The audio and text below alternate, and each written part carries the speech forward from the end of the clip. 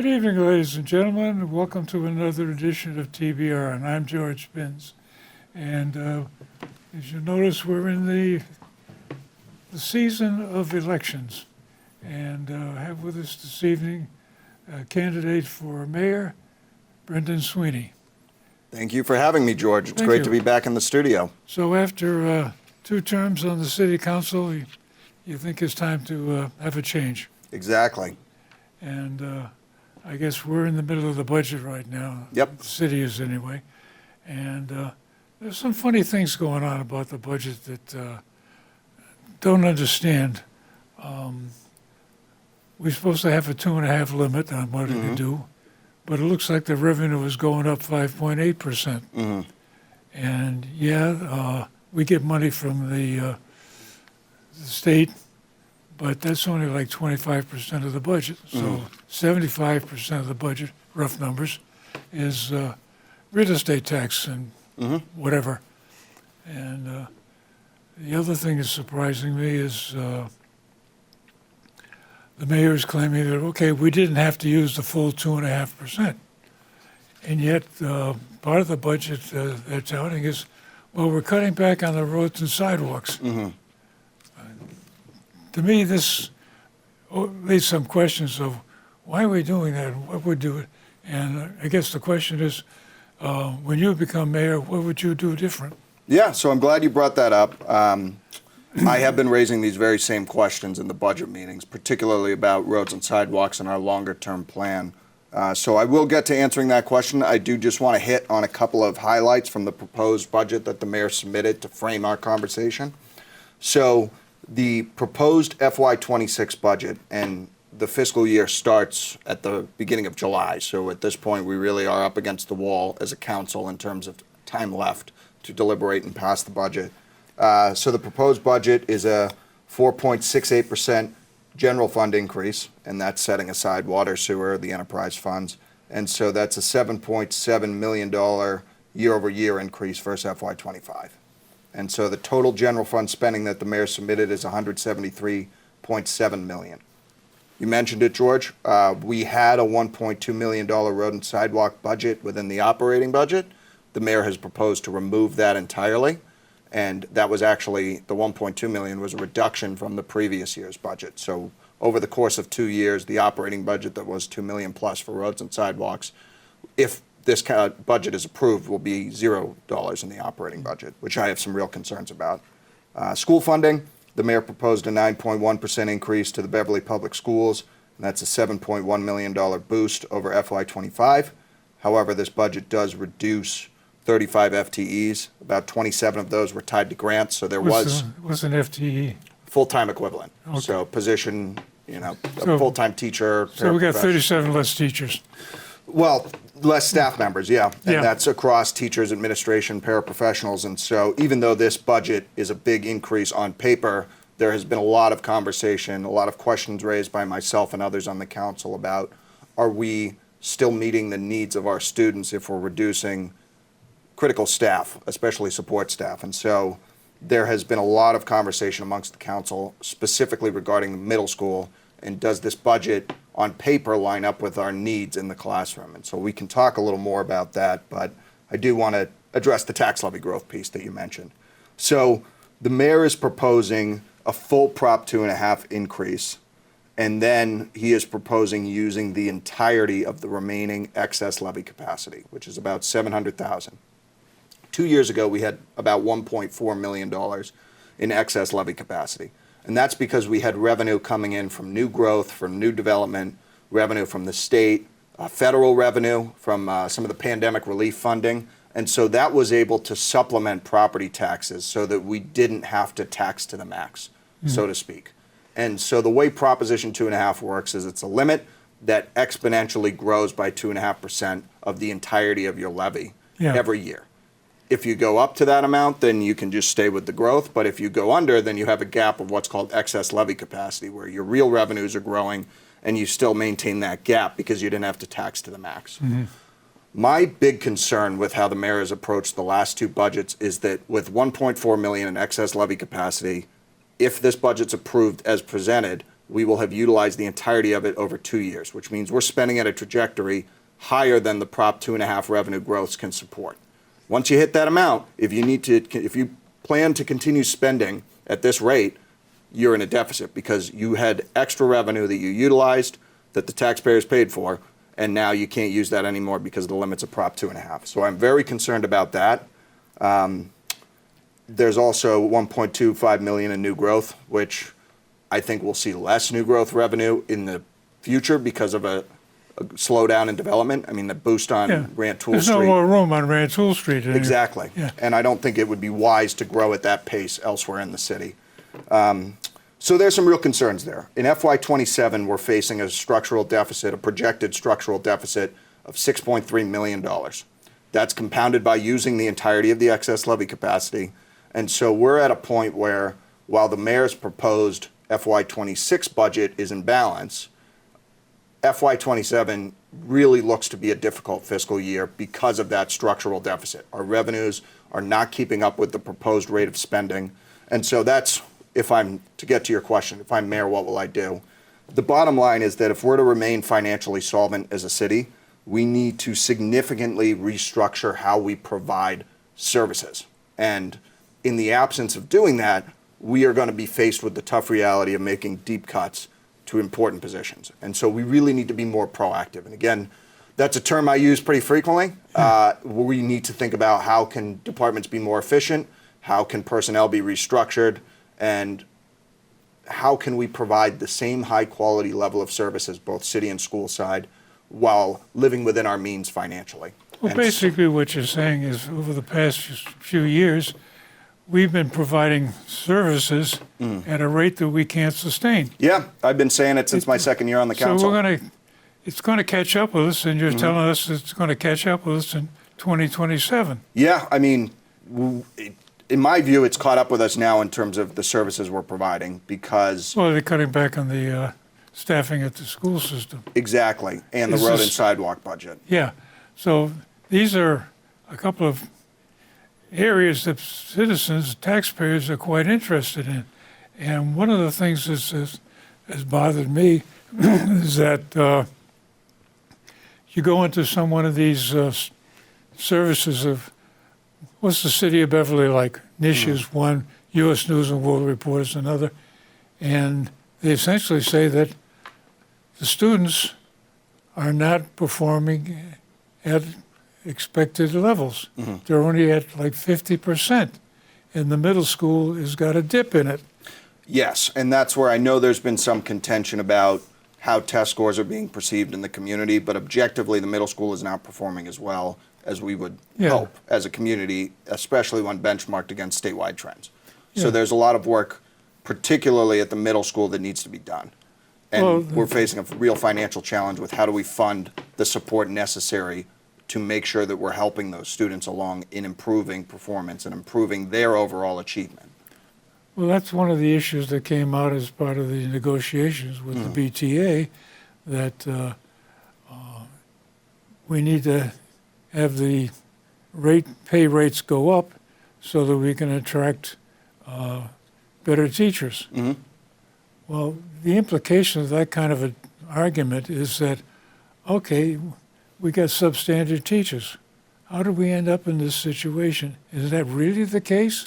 No. So to be clear, I don't think we have substandard teachers. I've interacted with the teachers and paraprofessionals in Beverly, both in my time as a counselor and then even more so on the campaign trail. And I know that they're incredibly hardworking and that they're very dedicated to the students of the Beverly Public Schools. That's actually part of the reason why we ended up in this position, because so many of them were willing to take pay that was less than what peer communities were offering because they cared about the district.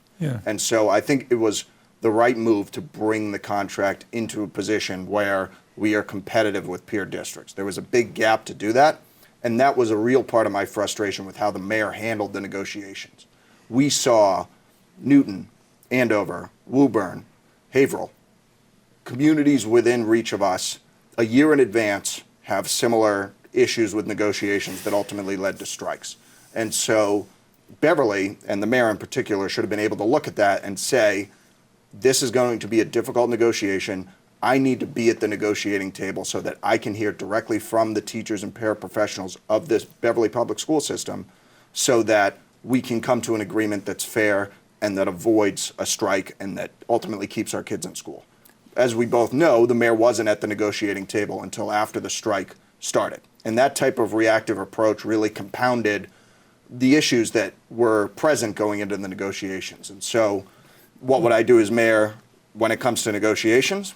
I would be at the table, and I would make sure to be abundantly clear about the financial challenges the city has so that the union knows what we're dealing with.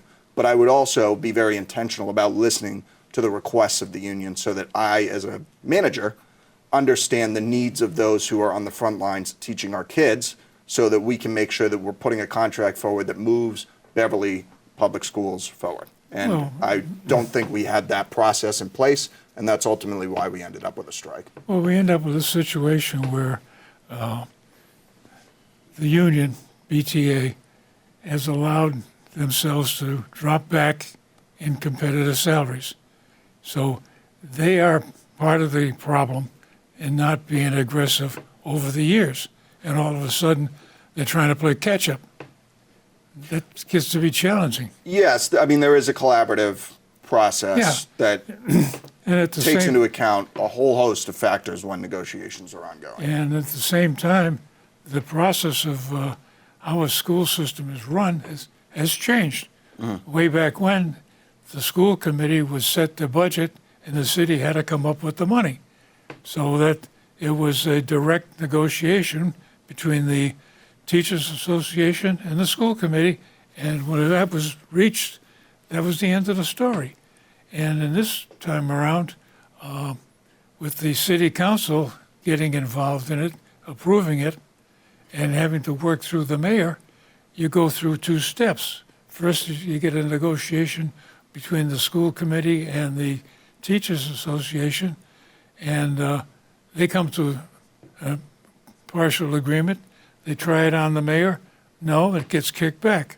And this is a strange kind of process that, from my perspective, the school contract, teacher's contract, should have been negotiated and settled before the school committee turned in their budget request. Yeah, I think there was a real issue, and again, this is why I believe the mayor needs to be at the table for these negotiations. Yeah. If you, ideally, and this is what we do in Boxford from the negotiations that I'm a part of, you complete your negotiations before the budget is finalized and presented to the legislative body, because obviously those negotiations dictate salaries and benefits for at least the next 3 fiscal years. Yeah. And so if you don't have a completed negotiation, and if you go beyond the expiration of the contract, then you're going into a budgeting process without a full understanding of your liabilities in terms of payroll and benefits for the employees that are part of the union. Yeah. So that's something that I would look to change if I were mayor. And I just really think it goes back to, are we being proactive or reactive? And right now, I see us being reactive in how we negotiate contracts, in how we plan for future fiscal years. The fact that we're looking at a structural deficit in FY27 and this FY26 budget doesn't take serious steps to address and to try to reorganize how we're providing services to avoid that structural deficit tells me that we're going to be caught flat-footed again in FY27 because we didn't take the actions necessary in FY26. Well, what do we have to do now? Well, I think what I plan to do, and it's challenging because as a counselor, I'm getting the budget in June with less than 30 days to the start of the fiscal year. And at this point, we have less than 2 weeks to the start of the fiscal year. We have one more meeting where we need to either vote yes or no on this budget. And so my plan is to propose targeted reductions that won't impact services, but that will bring the total amount of spending back so that we're preserving some excess levy capacity so that going into FY27, there's a little bit of room there in terms of how much taxing to the max is. But the big thing we have to keep in mind as a city, and I think this has been lost on some people, is that under state law, we can shift the amount that we tax between commercial and residential more heavily on the commercial side up to a certain threshold. And so we've done that over the last decade or so to the point that we have maxed out the amount that we can tax the commercial industrial properties in the city. And so what that means is that the increases for the last few fiscal years and here on out are going to be felt more significantly on the residential side. So even though we talk about Proposition 2.5 increasing, if we go up 2.5 plus excess levy and you own a home that increased in property valuation, you might see a property tax bill increase closer to 6 to 8%. And that to me is unacceptable when I hear from residents who say that they're struggling to stay in their homes, which is one of the reasons I doubled property tax exemptions for seniors and veterans to try to address that. But we're trending in the wrong direction on that end, where we're really putting some financial strain on folks that are otherwise really struggling to get by. And I think that can't be lost on us as we try to figure out how to fund our services appropriately for the future. Well, I see that coming. I looked at my own tax bill, and for the last 10 years, my tax increases have been averaging 4.5%. And I just checked this past year, and my assessment on my house just went up 10%. So it's exactly what you're saying is I'm trying to brace myself for a surprise in a couple of months when the new tax bills come out. And this is, again, the point you're making is that there's a lot of people in town that are just about making it with the high cost of living here. Trying to buy a house in Beverly is a challenge. It's incredibly difficult. And that's another one of the problems that the city needs to address is, from what I consider is, everybody that works in Beverly should be able to afford to live here. Yeah, that's the goal. And it's extremely difficult. And we had a guest on the show a while back that was in a situation where he and his wife were living in a condo in the Millinery down on Rantoul Street. Yep. And they wanted to start a family and get a house. And he had to move all the way to, I think it was Lawrence, before he could find something that he could afford. And both he and his wife are working, so it's a situation where we get a very lopsided city out of it.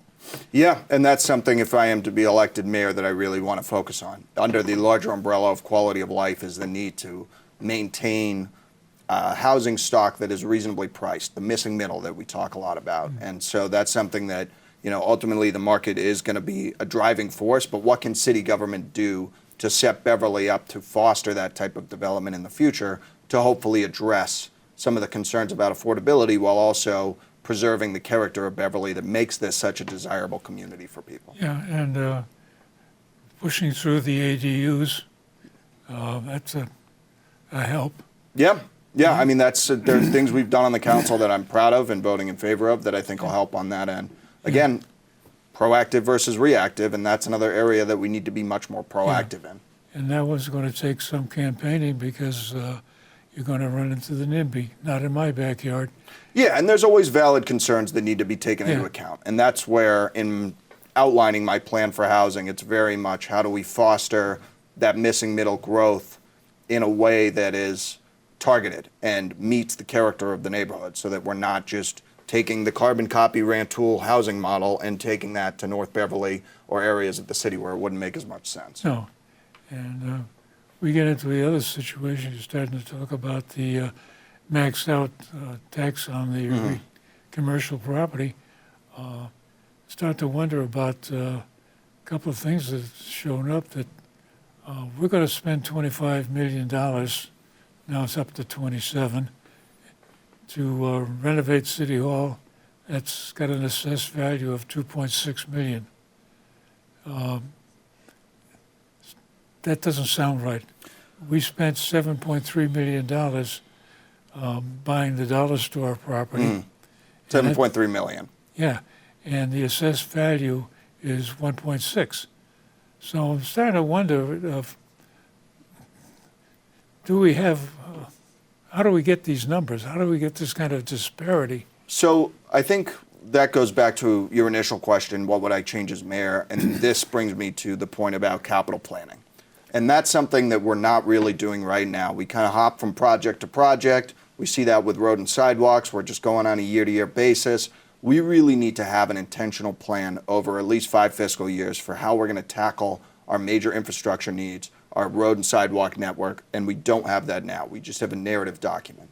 So that let's go think about City Hall for an example. That's a project that we initially thought we were going to get a proposal last November. The mayor said it wasn't ready. Here we are almost a year later, not too dissimilar from the library project. Yeah.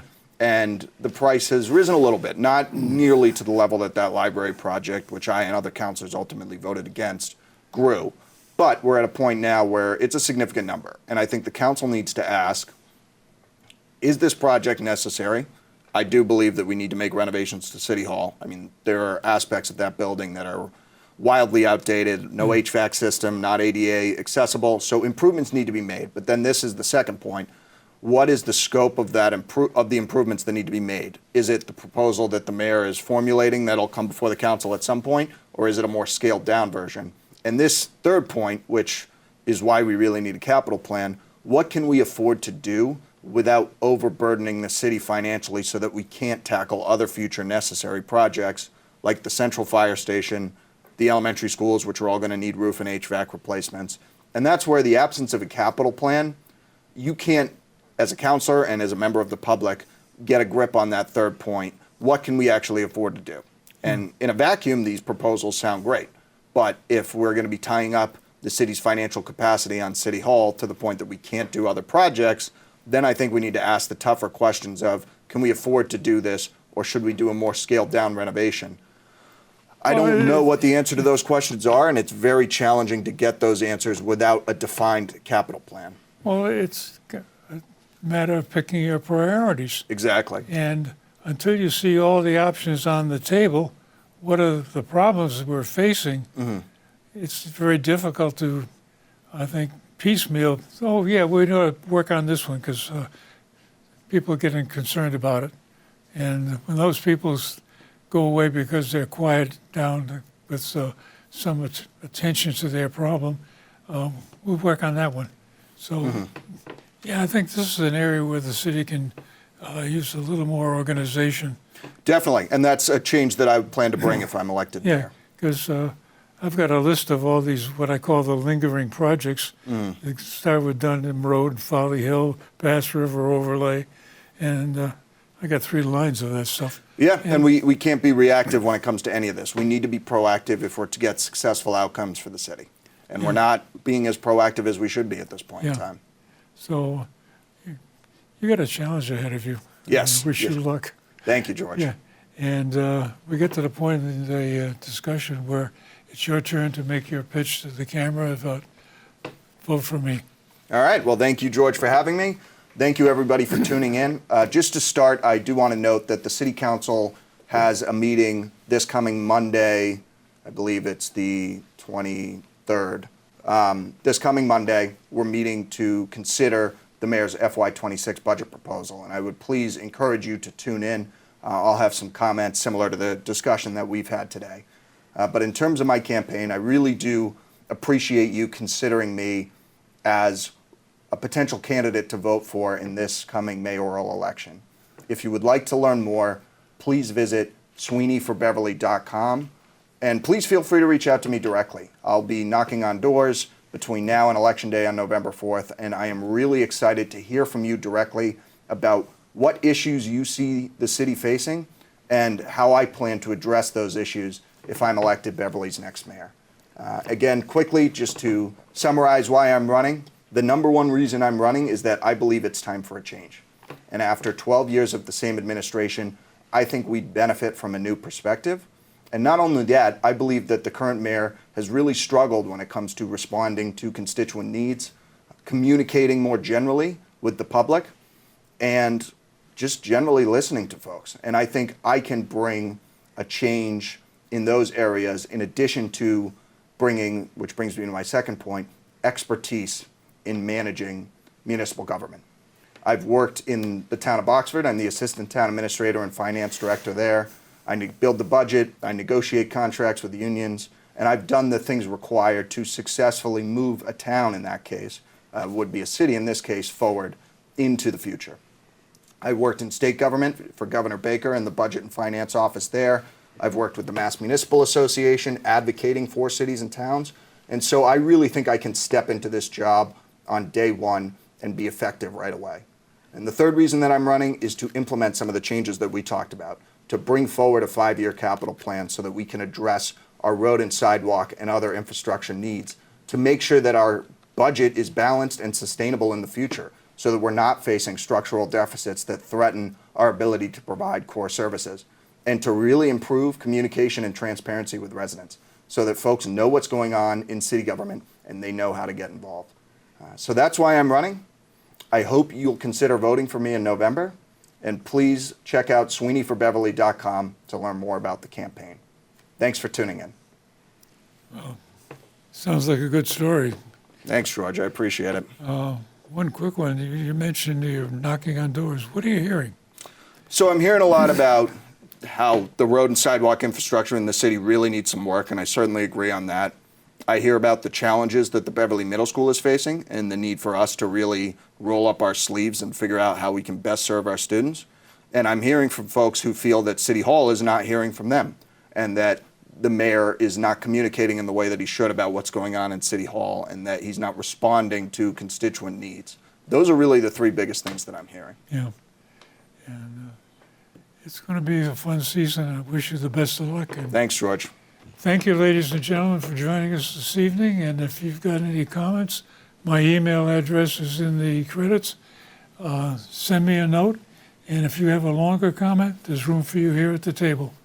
And thanks again for watching, and we'll do this again.